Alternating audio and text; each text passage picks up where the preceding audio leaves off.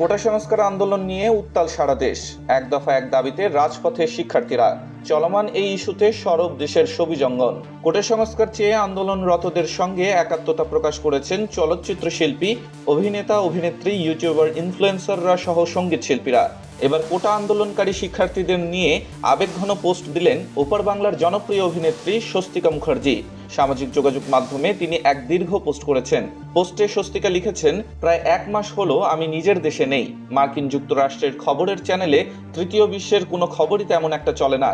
আর আমি খুব একটা ফোনের পোকা নই, তাই এত খারাপ একটা খবর কানে আসতে দেরি হলো। এই তো কয়েক মাস আগে বাংলাদেশ গেলাম। খুব ইচ্ছে ছিল জাহাঙ্গীরনগর বিশ্ববিদ্যালয় যাওয়ার, চারুকলা যাওয়ার সৌভাগ্য হয়েছিল।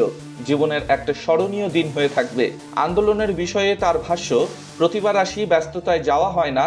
মাও খুব যেতে চাইতেন বাংলাদেশ, নিয়ে যাওয়া হয়নি। কিন্তু আজ একটা ভিডিও দেখলাম, গুলির ধোঁয়া। বিশ্ববিদ্যালয়ের ছাত্রছাত্রীরা আক্রান্ত। ছাত্র বয়স গেছে সেই কবে, তবে জাহাঙ্গীরনগর আর আমার যাদবপুর খুব কাছাকাছি। কাঠগোলাপের গাছগুলিও কেমন একরকম আকাশের মেঘগুলিও। কেবল আজ ওখানে বারুদের গন্ধ। গৌতম গুহরায়ের কবিতার একাংশ লিখেছেন এ অভিনেত্রী। ময়দান ভারী হয়ে নামে কুয়াশায়, দিগন্তের দিকে মিলিয়ে যায় রুট মার্চ। তার মাঝখানে পথে পড়ে আছে ও কি কৃষ্ণচূড়া। নিচু হয়ে বসে হাতে তুলে নিই তোমার ছিন্ন শির তিমির। স্বস্তিকা পোস্টের শেষে বলেন, এমন এক আপ্যায়ন প্রিয় জাতি দেখিনি। খাবারের নিমন্ত্রণ যেন শেষ হতেই চায় না। অমন সুন্দর করে সারা রাস্তা জুড়ে ভাষার আলপনা আর কোথায় দেখব। নয়ন জুড়ানো দেওয়াল লেখা। এ বোধ হয় মুক্তিযুদ্ধের শপথ নেওয়া একটি জাতির পক্ষেই সম্ভব।